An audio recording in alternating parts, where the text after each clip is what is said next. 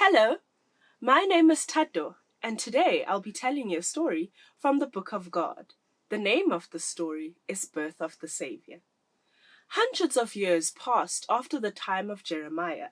The words of the spokesman came true. God sent the Savior he promised, and this is his story. God sent an angel to a virgin named Mary. She was engaged to be married to a man named Joseph, a descendant of King David.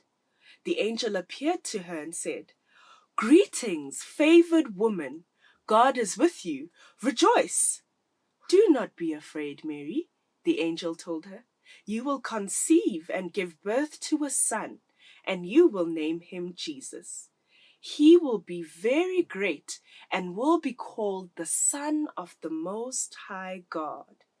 God will give him the throne of his ancestor David, and he will reign over God's people forever. His kingdom will never end." Mary asked the angel, "But how can this happen? I am a virgin."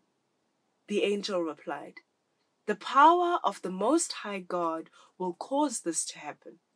So the baby to be born will be set apart, and he will be called the Son of God. Nothing is impossible with God." Mary responded, "I am God's servant. May everything you have said come true." And then the angel left her. Joseph, her fiancé, was a good man and did not want to disgrace Mary publicly because she was pregnant outside of marriage. He decided to break the engagement quietly, but God sent an angel in a dream to Joseph as he slept. "Joseph, descendant of David," the angel said, "do not be afraid to go ahead with your marriage to Mary. Her child was conceived by God's Spirit, and she will have a son, and you will name him Jesus, because he will save his people from the punishment of their disobedience."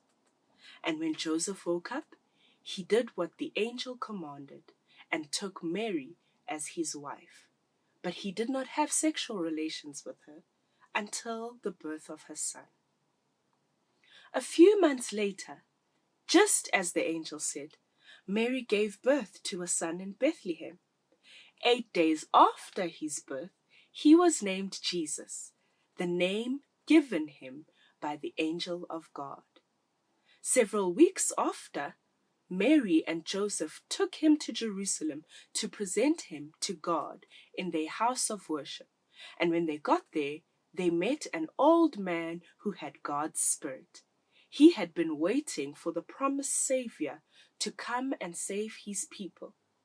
When the old man saw Jesus, he took the child in his arms and he praised God. He said to God, "I have seen your Savior, which you have prepared for all people. He is a light to reveal God to the nations." Joseph and Mary were amazed at what was being said about Jesus. Then the old man blessed them, and he said to Mary, "This child will be rejected by many, and it will be their undoing. But he will be the greatest joy to many others." They returned home, and there Jesus grew healthy and strong. He was filled with wisdom, and God was pleased with him. And this brings us to the end of our story from the Book of God.